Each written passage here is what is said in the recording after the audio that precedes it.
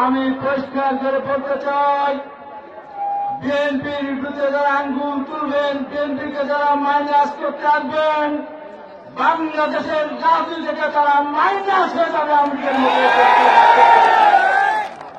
প্রিয় বন্ধুরা, ভাইরা, অনেক কষ্ট, অনেক ত্যাগ, শত শত জীবন দানের মধ্যে দিয়ে, কারা নির্যাতন সহ্য করার মধ্যে দিয়ে দেশনেত্রী বেগম খালেদা জিয়া দিনের পর দিন বিনা কারণে জেল কেটেছেন।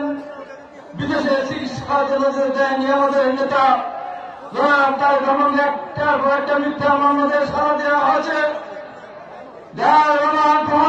ঘোষণাতে যুদ্ধ করতে স্বাধীন করেছিলেন আমাদের এই তার প্রিয় বাংলাদেশে, এখনো আমরা তাকে ফিরে আনতে পারিনি।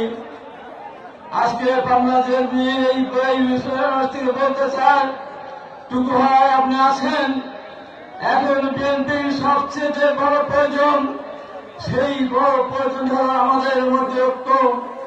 বিভিন্ন জায়গায় আমাদের ভিতরে ঐক্য স্কুল বাজে, কিন্তু আজকে আপনি দেখে যান, আজকে আমরা বাংলার সমস্ত বিএনপি এবং অঙ্গ সংগঠন ঐক্যবদ্ধ হওয়ার মধ্যে দিয়ে আমরা পরিষ্কার বলতে চাই, এই বিএনপিকে কেউ থামাতে পারবে না, এই বিএনপিকে কেউ থামাতে পারবে না। আরেকটি কথা বলে আমার বক্তব্য শেষ করব। কত কষ্ট নিয়ে আমরা দীর্ঘদিন চলেছে, আমার সেদিন 9 জনের ফাঁকি ছিল, এক পরিবারের 3 জনের ফাঁকি, মুক্তিযোদ্ধা বাবলু, মামুন, পলাশ, ইসলামী কলেজের সঞ্জয় ভিপি, রেজাল করিম শাহিন, আমার 7 জন নেতা কোন 10 বছর যাবতীয় কারণ হয়েছিল।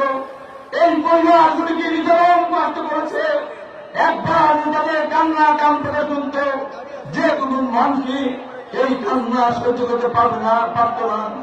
তাই আমাদের সেই ভাগের আজ কাঁদতে না হয়, বাংলাদেশের মানুষের কাঁদতে না হয়, এই দেশ যেন ভালো চলে, দুর্নীতি ঘুষ লুটপাট হাত থেকে দেশ হতে পারে, সেই জন্য আমরা বিএনপি নিজেদের ভিতরে দুঃখ কষ্ট বুকে ধারণ করে সামনের দিকে আমরা ঐক্যবদ্ধভাবে এগিয়ে যাব, যতদিন পর্যন্ত আগামী নির্বাচনে এই দেশের জনগণের সমর্থন নিয়ে বিএনপি রাষ্ট্রের ক্ষমতায় গঠন না করবে, ততদিন আমাদের ঘুম নেই, আমাদের খাওয়া নেই, আমাদের আরাম নেই।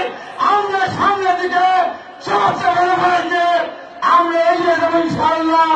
এই কথা বলে আজকের এই সমাজে যারা এসেছেন, কষ্ট করেছেন, বক্তব্য দিতে পারেন নাই, তাদের জন্য দুঃখ প্রকাশ করে আমি আমার বক্তব্য শেষ করছি।